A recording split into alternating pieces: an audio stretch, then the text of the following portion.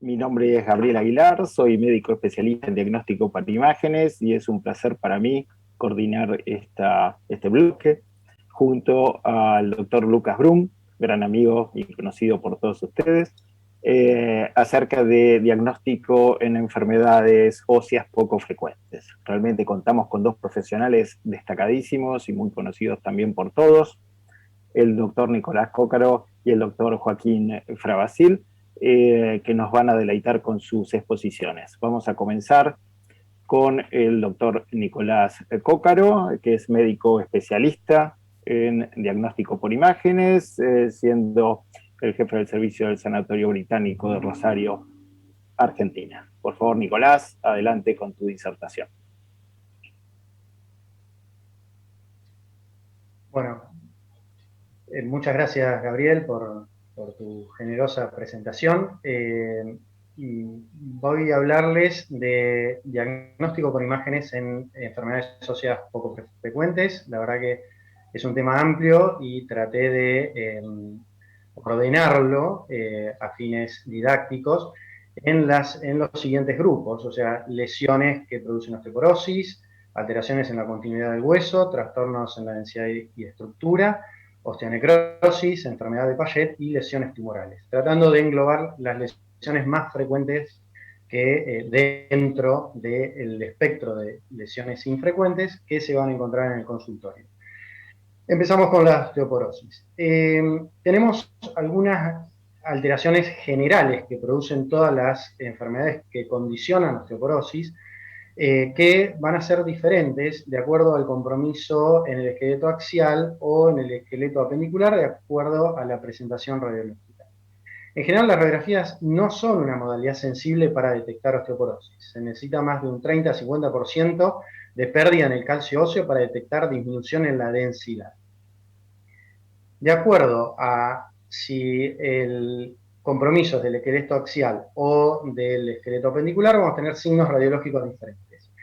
En el esqueleto axial vamos a ver en la osteoporosis vertebral, adelgazamiento de las corticales con incremento en la radiolucencia, vamos a ver cambios en el patrón trabecular, ya que vamos a perder las trabéculas axiales y anulares y menos las trabéculas verticales, lo cual va a condicionar un aspecto rayado, digamos, por la persistencia del engrosamiento de algunas trabéculas remanentes verticales. En el esqueleto apendicular vamos a ver adelgazamiento de la cortical de los huesos tubulares por reabsorción endostal o subperióstica, áreas radiolúcidas intracorticales, como por ejemplo en este caso en un paciente con osteoporosis vemos reabsorción subperióstica, algunas áreas radiolúcidas intracorticales e incluso un pequeño tumor pardo. De acuerdo a alteraciones específicas que producen osteoporosis, vamos a ver algunos signos radiológicos particulares. Vamos a empezar con el raquitismo. En el raquitismo, además de los signos generales de osteoporosis que vimos recién, vamos a encontrar un ensanchamiento de la fisis que va a dar un aspecto, además de un aspecto deflecado de la línea metafisaria distal y una morfología en cáliz también del sector distal de las metáfisis. Vamos a tener también incurvaciones óseas y trazos de fractura, estas son incurvaciones óseas, trazos de fractura en tallo verde o pseudofracturas de lúsara. En general, las zonas más comprometidas son las metáfisis de mayor crecimiento óseo, como son el fémur distal, tibia proximal, muñeca y extremo distal de las costillas. Otros ejemplos con incurvaciones óseas, áreas de deformación en cáliz de las metáfisis, que puede ser más marcado o más sutil, como en este caso. Y en el contexto de compromiso del extremo distal de las costillas, podemos identificar el signo del rosario raquítico por incremento en el tamaño del extremo distal de las mismas, que da un aspecto clínico a la palpación de cuentas de rosario.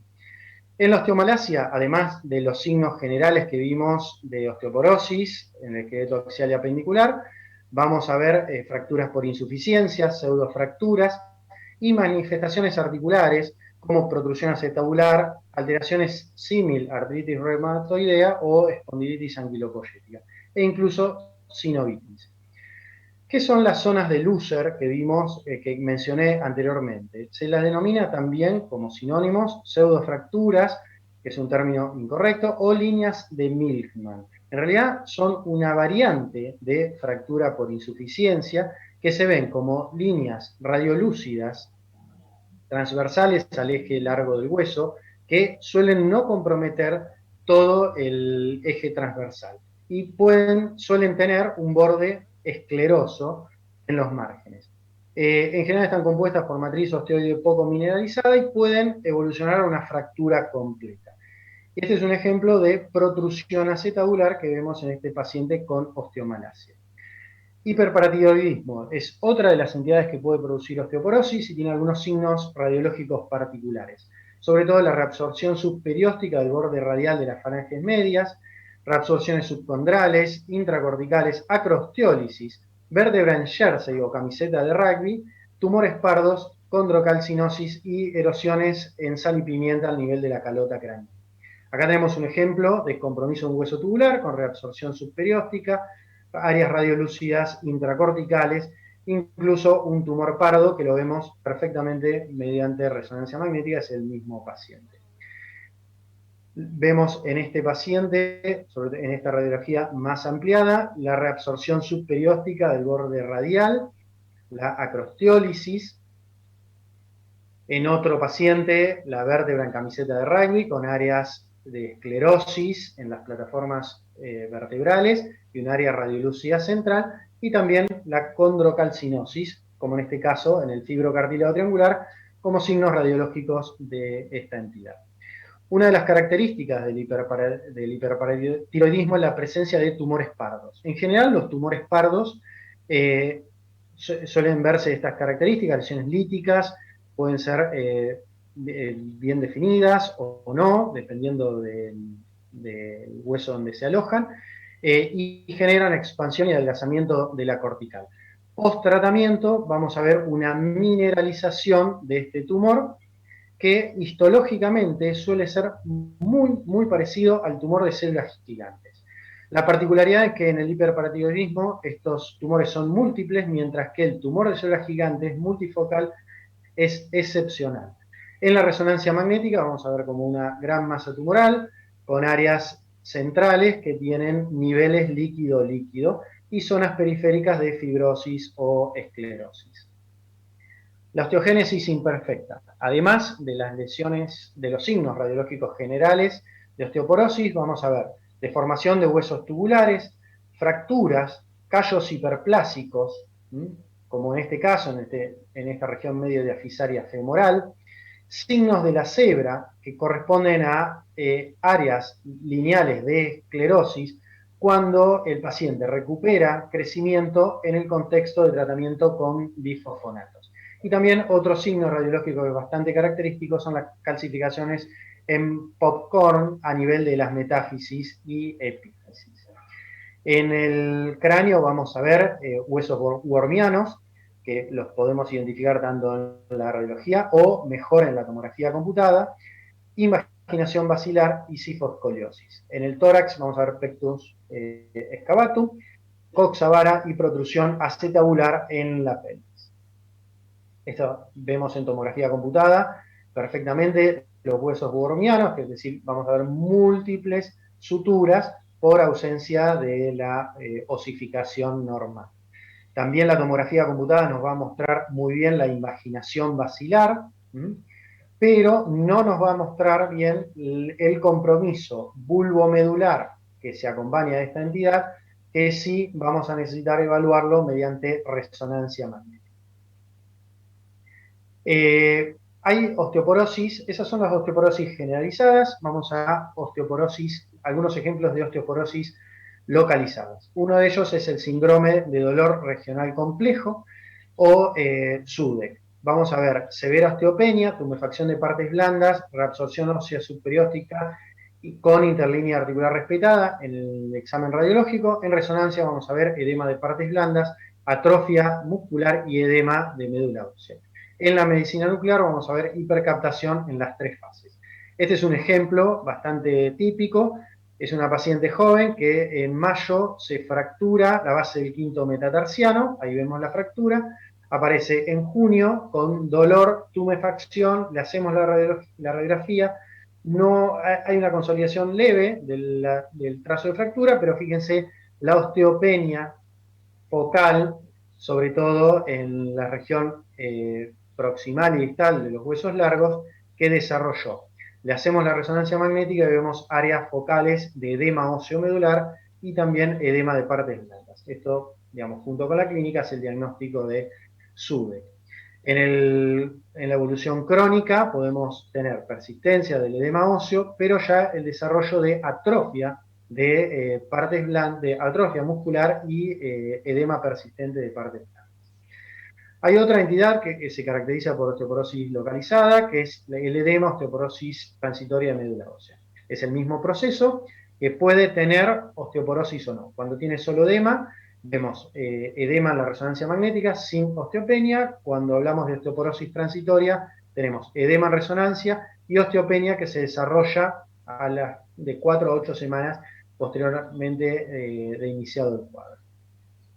Primero, en resonancia magnética tenemos que poder definir bien qué es edema y qué no es edema. Y acá tenemos un ejemplo. El edema en general es un área de leve disminución de la señal en T1, de límites poco definidos, y suele visualizarse, en este caso en particular, en el sector subcondral. Mientras que cuando tenemos una zona de señal muy baja en T1, prácticamente similar al músculo, y de límites bien definidos, no es edema. En general es infiltración de la médula ósea por alguna entidad patológica, que puede ser tumor o necrosis.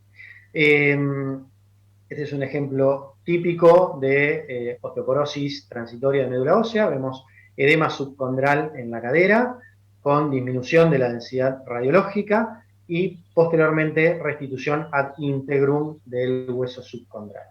Esta es la evolución radiológica y la evolución en imágenes. Al inicio, radiología normal, edema de médula ósea. A los 3 meses va reabsorbiendo el edema y empieza a aparecer la osteopenia. Y a los 6 meses tenemos resolución casi completa de la osteopenia y resolución completa del edema transitorio. A veces puede haber fracturas subcondrales por insuficiencia que también se resuelven de manera completa con la evolución del cuadro. Pasamos a alteraciones en la continuidad del hueso. Tenemos fracturas por estrés, donde tenemos 2 subtipos, que son las fracturas por insuficiencia o fracturas por fatiga. Las fracturas por insuficiencia corresponden a zonas de estrés normal en un hueso anormal, mientras que las fracturas por fatiga corresponden a un estrés anormal, como por ejemplo un deportista, en un hueso normal. Y las fracturas patológicas es cuando el hueso tiene una debilitación por una patología preexistente, que puede ser una enfermedad metabólica o tumores. Dentro de las fracturas por insuficiencia, las habituales son las fracturas por osteoporosis, corresponden a un estrés normal en un hueso normal o un microtrauma. La más habitual son las fracturas vertebrales o las fracturas del sacro en H, como en este caso. ¿Cómo evaluamos una fractura en un paciente que sospechamos una lesión y la radiología es negativa? Mediante resonancia magnética. Fíjense, en este paciente no vemos la fractura en la radiografía de frente y perfil, y en la resonancia vemos perfectamente el trazo con edema óseo medular. Este es un ejemplo, hipercaptación en el centello con forma de H, en el contexto de una fractura por insuficiencia de sacro. Tiene también una fractura por insuficiencia vertebral. En la tomografía computada vemos los 2 trazos longitudinales y el trazo transversal. Lo vemos perfectamente en la resonancia magnética, son secuencias con supresión grasa, donde se ve muy bien el edema que acompaña a estas fracturas, y en esta secuencia T1 vemos un poco mejor el trazo longitudinal en cada uno de los alerones. Estas fracturas por insuficiencia pueden estar en otros huesos, como por ejemplo en el platillo tibial, en el cóndilo femoral y en el acetauro. En esta paciente tenía múltiples factores que condicionaron una fractura por insuficiencia, tenía un sarcoma sinovial, fue operada, tenía osteoporosis por inmovilización, además tenía una hipovitaminosis D, y encima fue un hueso que fue irradiado por su patología tumoral. Al tiempo empieza a desarrollar fracturas por insuficiencia que particularmente en este caso fueron asintomáticas. Las fracturas por estrés, como les decía, son fracturas por un estrés, por una sobrecarga en un hueso normal. La radiología no es útil para el diagnóstico, en general suele ser negativa al momento de la presentación de los síntomas. Podemos ver zonas de esclerosis y engrosamiento cortical o reacción perióstica. La resonancia es el método de elección, tiene mayor sensibilidad y especificidad. Vamos a ver edema óseo y de partes blandas, podemos ver el engrosamiento de la cortical y un trazo lineal hipointenso que corresponde a la fractura. Algunos ejemplos: reacción perióstica en esta fractura por estrés metafisaria, en la radiología, edema óseo y de partes blandas en la resonancia magnética. Otro ejemplo, esclerosis medular, un ligero engrosamiento de la cortical, en la resonancia magnética vemos el trazo de fractura, edema óseo y el engrosamiento de la cortical. La resonancia también nos sirve como control evolutivo, método de control evolutivo. Vemos la fractura por estrés, edema óseo y de partes blandas, y en la resonancia de control vemos resolución casi completa del trazo, resolución completa del edema óseo y de partes blandas. En este caso tenemos trazos de fractura por fatiga de diferente evolución. Tenemos un trazo crónico resuelto de manera prácticamente completa en la rama pubiana derecha, mientras que en la izquierda tenemos un trazo de fractura agudo con edema óseo y de partes blandas. Las fracturas patológicas corresponden a un hueso anormal, en general asociado a una enfermedad metabólica generalizada o habitualmente en relación a lesiones óseas focales, que pueden ser malignas o benignas. En estos casos, además de la fractura, vamos a ver el compromiso óseo en los sectores adyacentes por la entidad patológica que la condicionó, en este caso un osteosarcoma. Vamos a ver, fíjense, en la radiología el compromiso del hueso alrededor del trazo de fractura, lo cual nos va a hacer a permitir el diagnóstico de certeza de que se trata de una fractura patológica.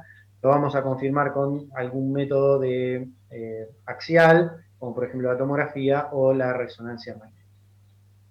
Pasamos a trastornos en la densidad y estructura. Vamos a ver displasia fibrosa, vamos a saltear los quistes, pasamos a la enfermedad de Gorgan-Stout y Gaucher. La displasia fibrosa puede ser monostótica o poliostótica. Radiológicamente la vamos a identificar como una lesión lítica con una matriz en vidrio esmerilado, que vamos a ver mejor por tomografía computada. Pueden tener áreas quísticas, en general son lesiones bien circunscriptas, sin reacción perióstica. Y podemos tener incluso un borde bien escleroso que corresponde al signo de la corteza o ring sign. En las costillas es uno de los sitios frecuentes de compromiso, sobre todo en la forma monostótica, y da un ensanchamiento en forma de burbuja o fusiforme. Cuando el compromiso es extenso y se localizan huesos largos, podemos ver incurvación ósea, deformaciones y lesiones de Lüser asociadas. El compromiso de cualquier sector, vamos a tener áreas en vidrio esmerilado, como en el cráneo o en la tibia distal. Podemos tener, como les decía, zonas quísticas, en general con bordes bien definidos. En el estudio de medicina nuclear vamos a tener captación del trazador hasta la edad adulta. La resonancia, la verdad que no es un método particularmente útil, generalmente induce más confusión que diagnóstico de certeza. Digamos, que en general, sobre todo cuando el compromiso es muy extenso, como en este caso, puede simular en resonancia una lesión agresiva. La señal es heterogénea, puede ser hipo o hiperintensa en T1, en T2, incluso puede reforzar con gadolinium. En general, siempre, digamos, el diagnóstico lo hacemos con la radiología, eventualmente la tomografía, y en algunos casos puntuales confirmamos con la resonancia magnética. Los quistes por tiempo lo vamos a pasar. Pasamos a la enfermedad de Gorham-Stout, osteólisis masiva progresiva o hueso fantasma. Es una entidad poco conocida que se manifiesta por osteólisis progresiva y masiva del hueso. En general, por una proliferación de elementos vasculares que puede iniciarse en un hueso y extenderse a otros adyacentes y a las partes blandas. Es un ejemplo. Vemos una enfermedad de Gorham-Stout de la escápula, una extensa osteólisis por radiología y por tomografía computada. En la reconstrucción 3D vemos más claramente este compromiso. En las reconstrucciones multiplanares de tomografía también lo identificamos. La resonancia magnética, la verdad que no es particularmente útil, la verdad no se ve nada en particular que ayude al diagnóstico, incluso la punción biopsia tampoco es contundente. Generalmente se ve tejido fibroadiposo, estructuras vasculares, sin signos de proceso neoplásico o osteomielitis, que es, digamos, básicamente hacemos la biopsia para descartar más que para confirmar. La enfermedad de Gaucher, radiológicamente vamos a ver osteopenia, osteonecrosis, fracturas patológicas y la deformidad en frasco de Erlenmeyer, como en este fémur distal. La resonancia magnética es un método muy útil para determinar el grado de infiltración por célula de Gaucher de esa médula ósea. Vamos a ver como áreas focales hipointensas en T1 y T2. Incluso se puede hacer un score para determinar el grado de compromiso para prevenir complicaciones irreversibles, fundamentalmente osteonecrosis, fracturas patológicas y osteomielitis. Pasamos a la osteonecrosis. En general, digamos, el término correcto es osteonecrosis, de acuerdo a el compromiso, si afecta al hueso subcondral, se habla de necrosis avascular, si compromete el hueso medular, se habla de infarto óseo, pero es el mismo proceso, es una necrosis isquémica de los componentes del hueso. Acá tenemos los dos ejemplos: compromiso del hueso subcondral. El término habitualmente que se usa es de necrosis avascular, mientras que cuando el compromiso es en el hueso medular hablamos de infarto óseo. La radiología en general no es muy útil, suele ser tardía y no mostrar nada al principio. De acuerdo a si el compromiso es de hueso medular o cortical, vamos a tener distintos patrones radiológicos. En el hueso medular vamos a tener lesiones geográficas, una doble línea hipo e hiperintensas en T2, mientras que en el hueso cortical vamos a tener una línea hipointensa con edema en cuña con vértice hacia el centro del hueso. Algunos ejemplos de infartos óseos medulares, lesiones geográficas con doble línea hipo-hiperintensas en T2, en este paciente con tratamiento crónico con corticoides. En este otro paciente con una osteonecrosis, compromiso del hueso subcondral, vemos una imagen lineal hipointensa con áreas de reabsorción quística e importante edema óseo medular. Otro paciente con osteonecrosis del astrágalo. Es muy importante evaluar el grado de edema que acompaña estas lesiones. En general, la presencia de edema óseo nos habla de lesiones sintomáticas, mientras que la ausencia de edema nos habla de que es una lesión de muy larga evolución y probablemente asintomática.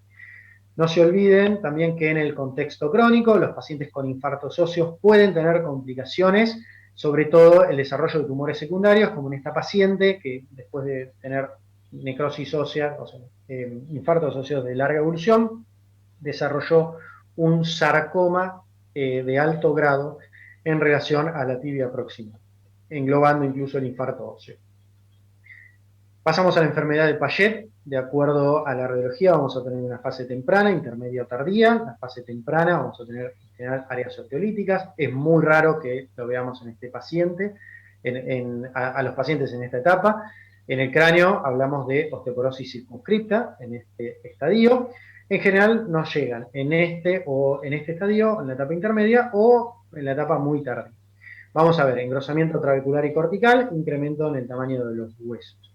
En el cráneo vamos a ver engrosamiento de las tablas interna y externa, engrosamiento del diplo y áreas radiolúcidas asociadas a áreas osteoblásticas, que da el aspecto en flor de algodón, como en este caso.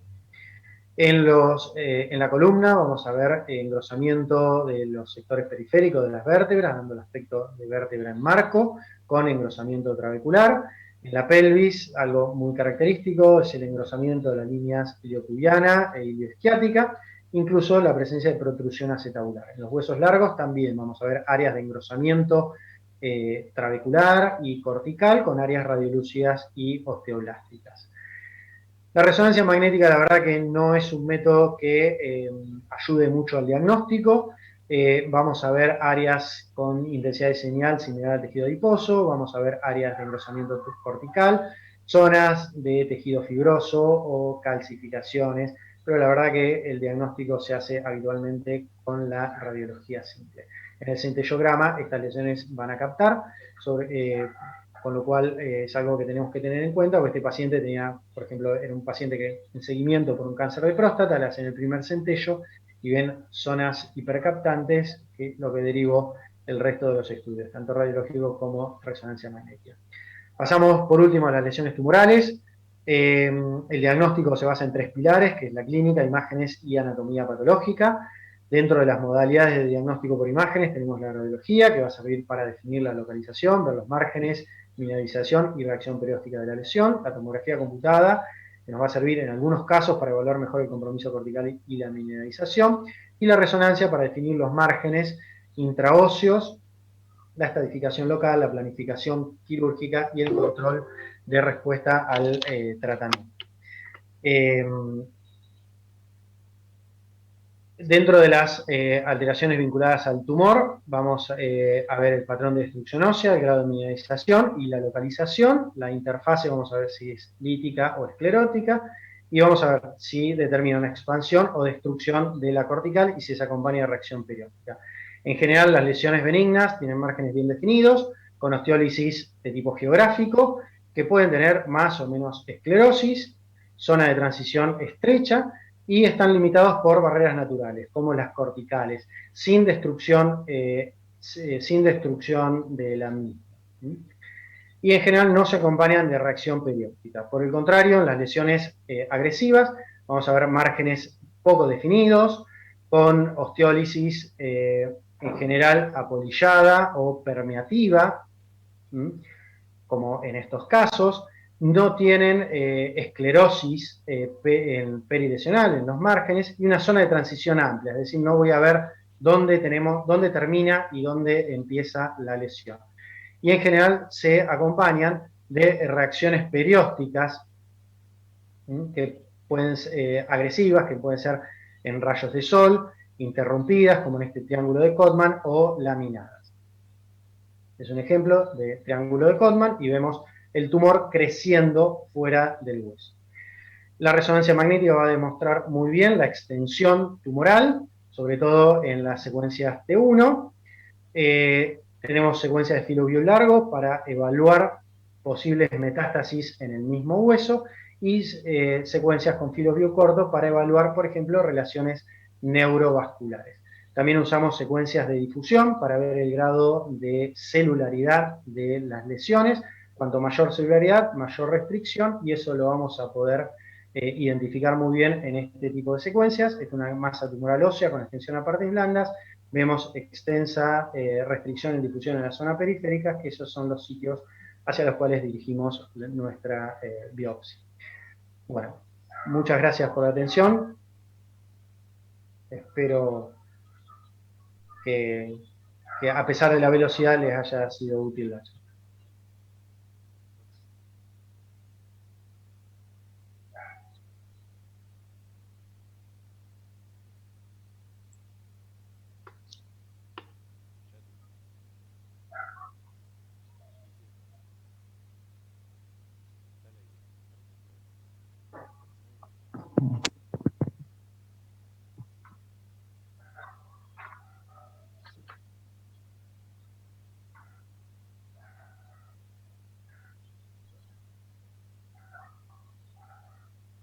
Bueno, hola a todos.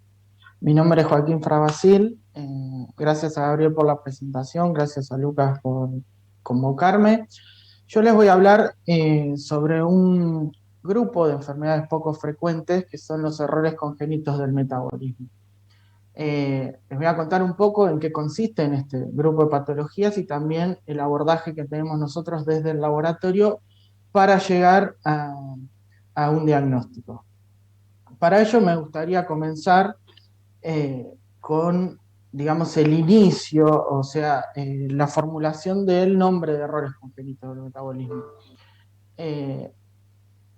Nos tenemos que remitir al año 1902, cuando un médico inglés, Archibald Garrod, publicó este trabajo. Él en su práctica diaria se había topado con dos pacientes, dos bebés, que tenían la particularidad que cuando orinaban, al poco tiempo, la orina se transformaba se tomaba un color oscuro, un color casi negro y manchaba los pañales.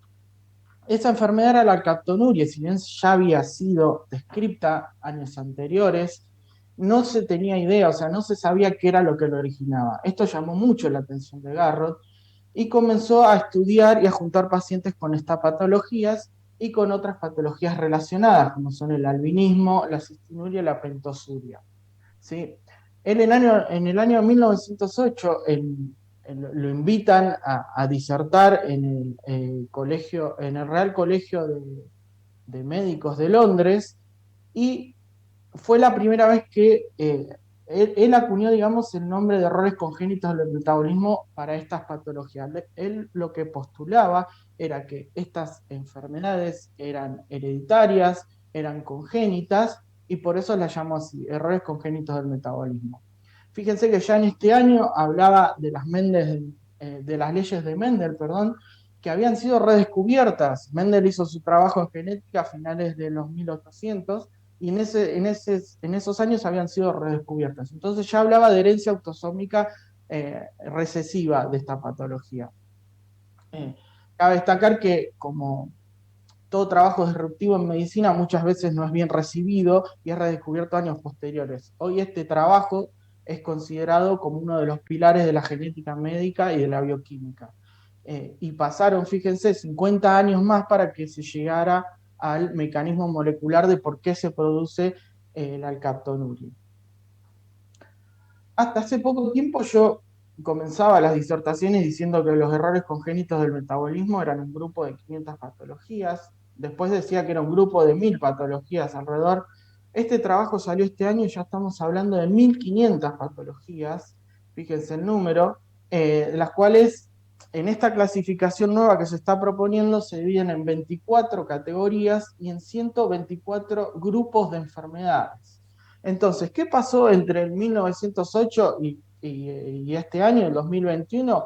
Pasaron muchas cosas, pero lo que pasó en este tipo de patologías, además del descubrimiento de la clínica de los pacientes, el descubrimiento de las vías metabólicas, ¿sí? De las vías metabólicas, de las enzimas involucradas. De hecho, nosotros tenemos un premio Nobel que trabajó en metabolismo, que es Federico Leloir, y obviamente en los últimos años, con el avance de la genómica, se fueron descubriendo más y más enfermedades relacionadas. En un grupo tan grande es difícil generalizar, pero bueno, en un grupo tan grande y heterogéneo, mejor dicho, es difícil generalizar, pero vamos a ver que algunas cosas son comunes entre las patologías. Sí, obviamente son todas patologías genéticas, en su mayoría están provocadas por mutaciones en genes que codifican enzimas involucradas en una determinada vía metabólica. Lo que va a ocurrir es que esa mutación va a producir un déficit enzimático que va a provocar una interrupción de una vía metabólica. Entonces, principalmente se produce el daño, la enfermedad, por dos mecanismos. Puede ser que ese sustrato que se acumula previo al bloqueo sea tóxico o que el producto de esa vía metabólica que no se puede producir sea esencial. Entonces aquí tenemos el problema. Cabe destacar que la mayoría de estas enfermedades son de herencia autosómica recesiva, aunque también tenemos autosómica dominante y ligada al X. Todas ellas son consideradas enfermedades poco frecuentes, pero si las tomamos como grupo, hoy en día se estima que hay más de un diagnóstico cada 1000 nacimientos. ¿Sí? Digo, se estima porque hay un altísimo nivel de subdiagnóstico, ¿sí? Debido principalmente al desconocimiento de esta patología, de este grupo de patologías.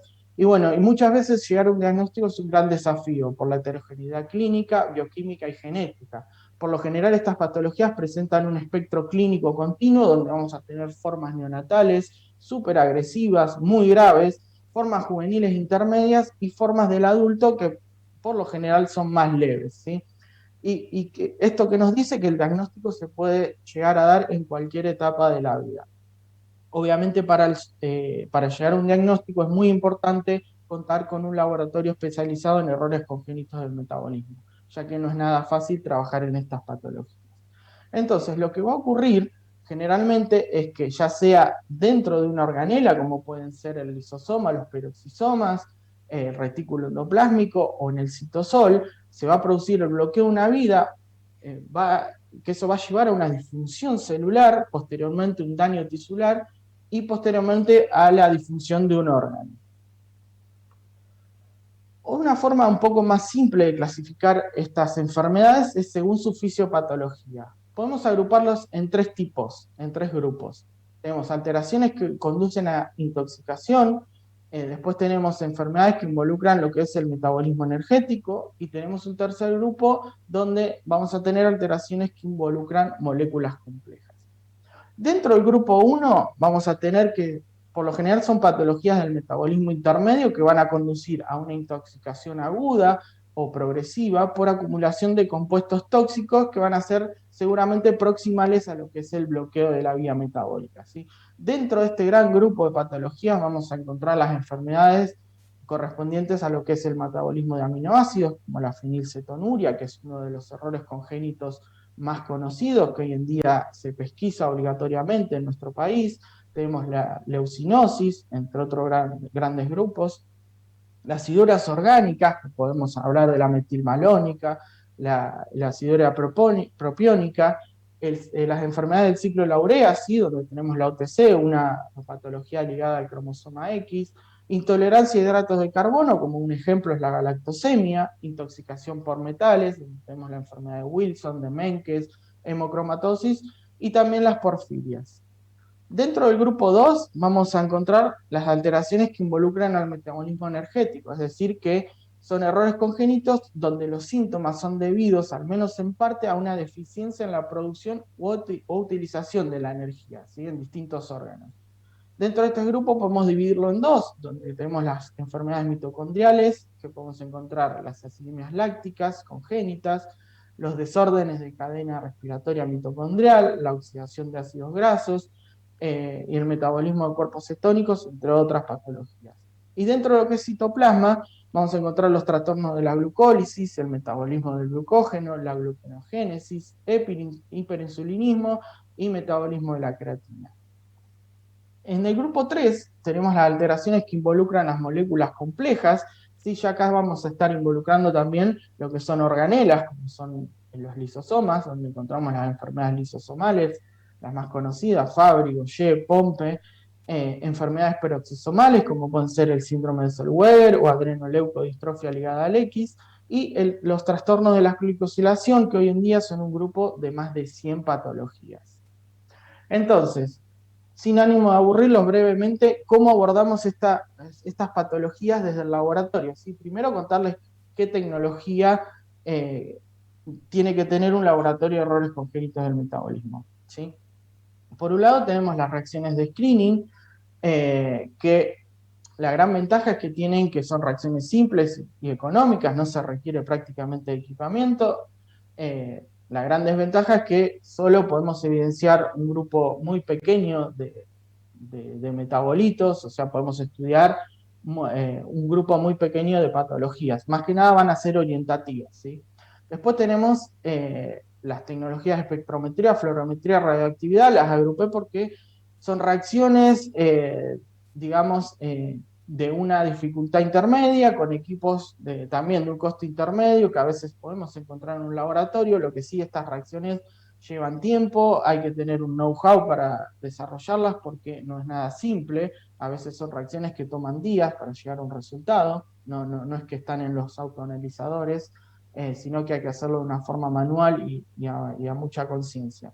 Acá lo que vamos a hacer prácticamente con esta tecnología es cuantificar metabolitos, actividades enzimáticas y biomarcadores, entre otras cosas. Después tenemos el grupo donde entra la cromatografía. ¿Sí? La cromatografía vamos a tener en métodos simples, como es la cromatografía en capa fina o TLC, donde no se requiere de equipamiento, y después tenemos, por otro lado, en el otro extremo, la tecnología más sensible y específica, que es la espectrometría de masa en tanto, ¿sí? Pasando por cromatografía gaseosa y analizador de aminoácidos por intercambio iónico. Acá lo que tenemos, por lo general, vamos a detectar concentraciones a nivel de trazas, o sea, va a ser mucho más sensible, y vamos a estudiar sobre todo perfiles de excreción o perfiles en sangre, por ejemplo, de los aminoácidos. También se pueden estudiar actividades enzimáticas y biomarcadores. Y en cuanto a lo que se refiere a biología molecular, se puede estudiar por medio del método de Sanger, estudiando un gen a la vez, o utilizando NGS, que ya podemos hablar de, además de genes aislados, paneles de genes, exoma, genoma, etc. Entonces, ¿con qué tipo de muestras trabajamos en el laboratorio?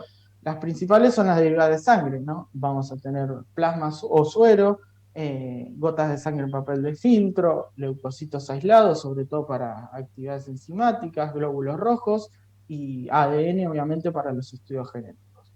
En cuanto a orina, son de preferencia que tengan algún tiempo de recolección, como son orinas de 12 o 24 horas, ya que la excreción de estos metabolitos muchas veces está relacionada con la ingesta de algún alimento, o sea, quizás se pierde en una orina fresca, por eso es mejor contar con una orina de un tiempo de recolección.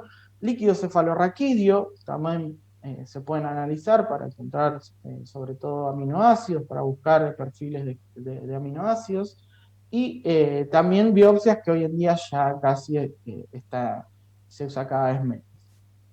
Entonces, ¿qué tipo de estudios vamos a hacer con todo esto que les conté? Lo agrupé en dos tipos, digamos, en dos tipos de información que pueden llegar a dar esos estudios. ¿Sí? Tenemos estudios que nos permiten estudiar más de una patología a la vez, el cual es, por lo general, vamos a ver perfiles. Dentro de esto tenemos cromatografía de aminoácidos, perfil de acilcarnitinas, análisis de ácidos orgánicos, paneles de genes. Acá vamos a estar estudiando muchas patologías o grupos de patologías a la vez. En cambio, tenemos otras formas de estudiar más de una patología a la vez, que son analitos que se ven alterados más de una patología, ¿sí? Dentro de estas tenemos el amonio, el ácido láctico, que son más que nada la urgencia en un laboratorio metabólico, sobre todo dado la toxicidad de estos dos metabolitos, carnitina, por ejemplo, entre otras cosas que podemos estudiar. Y después ya tenemos estudios más específicos, como son actividades enzimáticas, lisosomales, biomarcadores, metabolitos o genes. Obviamente esto va a depender del grado de certeza clínica que se tenga al momento de solicitar el estudio.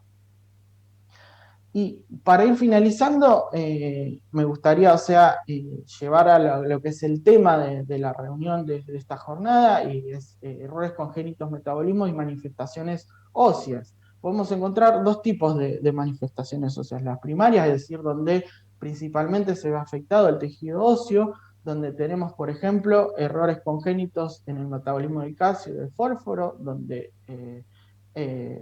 tenemos el raquitismo hipofosfatémico hereditario, que recién tuvieron una charla con el doctor Casinelli, hipofosfatasia, que mañana van a tener una charla con el doctor White. Después tenemos la enfermedad de Gaucher, que habló recién el doctor Cócaro, y va a hablar mañana la doctora Oliveri. Y tenemos otras enfermedades más raras, como por ejemplo la alcaptonuria, las que les mencionaba al principio de la charla, la que estudiaba Garrod, manosidosis, una enfermedad ultra rara, y también tenemos las mucopolisacaridosis, de las cuales les voy a hablar brevemente luego de esta diapositiva. Tenemos las manifestaciones óseas secundarias, que por lo general se van a dar por una, digamos, una restricción en la dieta, ¿sí? Por el tratamiento de algunas de las patologías que pueden ser osteoporosis.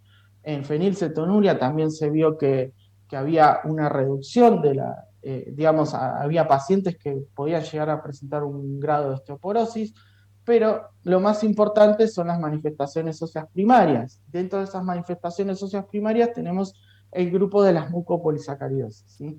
Este es un grupo de patologías de depósito lisosomal que está causada por deficiencias de enzimas que están involucradas en el metabolismo de los mucopolisacáridos, ¿sí? Este metabolismo es llevado a cabo por esas enzimas involucradas que, dependiendo de la deficiencia, el tipo de mucopolisacaridosis, se pueden dividir en 7 tipos y 9 subtipos. Fíjense, para que se den una idea de lo que les hablaba del espectro clínico. En la foto tenemos en la parte de arriba 4 pacientes con mucopolisacaridosis tipo 6, de los cuales va de un fenotipo mucho más severo a un fenotipo más leve. Todos tienen mucopolisacaridosis tipo 6. Y abajo tenemos pacientes con distintos tipos de mucopolisacaridosis que presentan rasgos similares.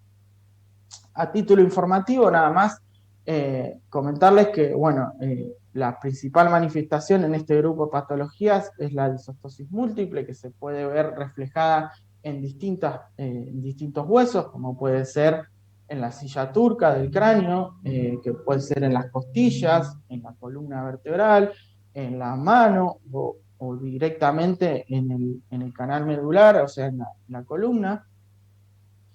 Y también una de las enfermedades, digamos, que se presenta con mayor impacto óseo dentro de las mucopolisacaridosis, además de la 6, es la 4A, la enfermedad de Morquio-A. En esta encontramos que los pacientes en la forma severa, obviamente tienen una baja estatura, tienen genu valgum, tienen pectus carinatum, pero fíjense, también tenemos formas intermedias y formas más leves, donde es difícil de llegar, de sospechar el diagnóstico a simple vista. El diagnóstico hoy en día es bastante simple, ya que se puede hacer la actividad enzimática de la mayoría de las mucopolisacaridosis en gotas de sangre y papel de filtro ante la sospecha, y luego evaluar la excreción de los mucopolisacáridos en orina.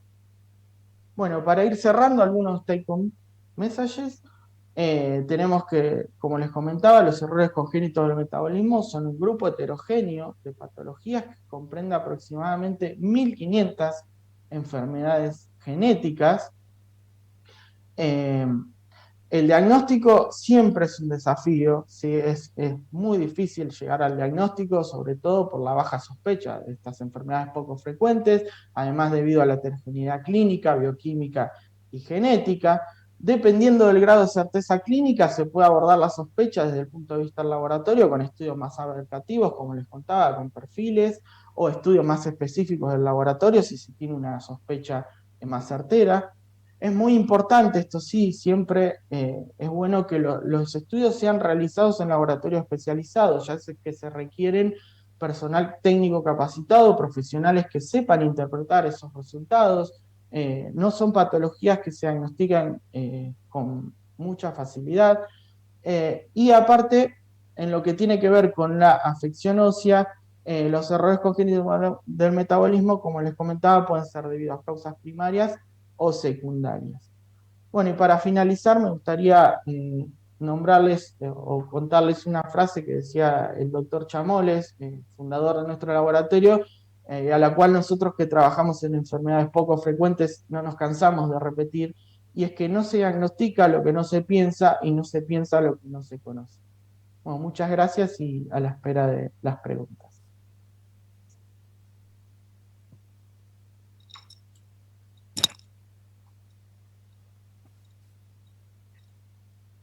Bueno, excelentes clases, ambas realmente impecables y nos han enseñado muchísimo. Y Lucas, ¿querés hacer algún comentario, por favor? Sí, yo voy a pedirle disculpas a Joaquín que nos salteamos su presentación, la vamos a hacer al final, pero igualmente es importante, así que no la vamos a dejar pasar antes de las preguntas. Joaquín es bioquímico y magíster en biología molecular médica de la UBA, es codirector técnico y coordinador del área de enzimas lisosomales del Laboratorio de Neuroquímica Dr. Chamoles y secretario de la Fundación para el Estudio de las Enfermedades Neurometabólicas. Así que bueno. Bueno, tuvimos también un problema técnico con la conexión del doctor Cócaro, que había un par de preguntas ahí, así que vamos a empezar con Joaquín. Joaquín, la pregunta del millón es cómo te mandan la muestra a vos para diagnosticar algo así. Bueno, Conservación, ese tipo de cosas que son muy importantes. sí, sí, sí. Nosotros recibimos muestras de todo el país.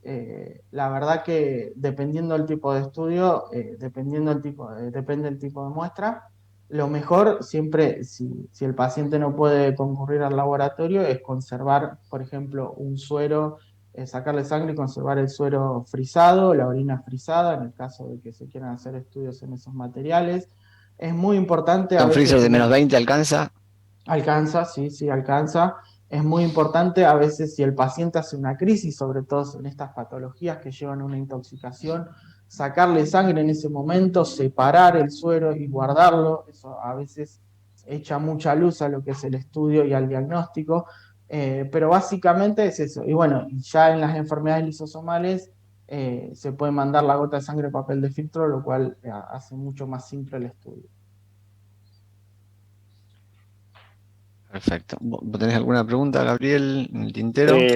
Mira, para Nicolás, hay una pregunta que es interesante. Sí, Sé Nico, que viste que estamos medio. se desconectó, tal vez lo puedas Sí, ayudar cómo no, vos. cómo no. Mira, la doctora Milena Butazzoni pregunta: para el seguimiento de fracturas por estrés, ¿es mejor la TC o la resonancia magnética para evaluar su resolución? Y es una muy buena pregunta porque siempre nos planteamos exactamente cómo diagnosticarlas y cómo seguirlas. Y como muy bien dijo Nico recién, lo primero que siempre hacemos ante las fracturas por estrés es una placa simple. Si la placa simple es negativa, como pasa en la mitad de las veces, el siguiente forma de hacer el diagnóstico es con resonancia magnética, como dijo muy bien Nicolás. La resonancia nos muestra el edema óseo y es el método de elección para saber que hay una fractura ahí. Si no hay edema, es raro que haya una fractura, entonces no tiene sentido hacer una toma.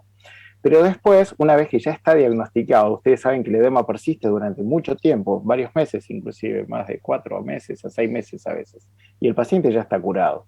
Entonces, para hacer el control de la curación de una fractura, o sea, si hay un callo óseo reparativo y ya está consolidado, lo que tenemos que hacer es una radiografía o, depende del hueso, una tomografía computada. Eso es lo que nos va a dar la certeza, porque si nosotros vamos a querer controlar una fractura por estrés, por resonancia magnética, el paciente va a estar curado y posiblemente tenga edema óseo.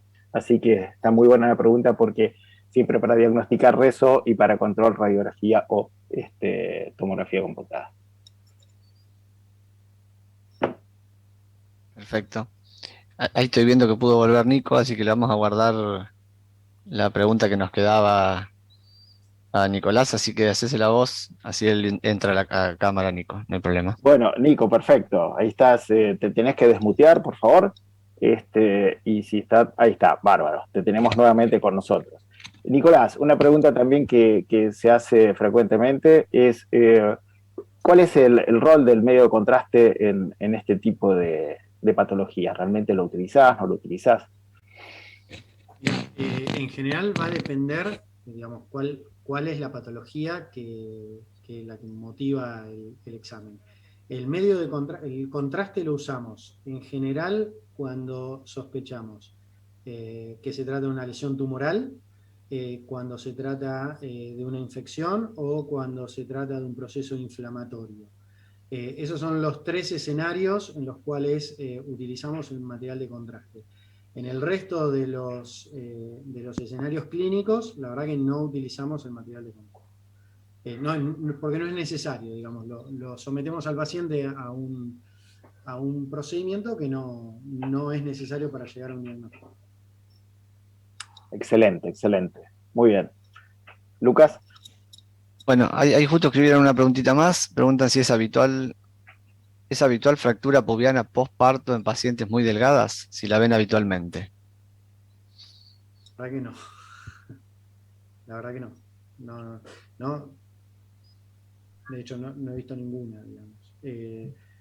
Lo que pasa es que, a ver, la paciente posparto puede tener algún grado de compromiso de la densidad mineral ósea, o sea, sería ya una fractura por insuficiencia pubiana en el contexto de una enfermedad, o sea, de una osteoporosis posparto.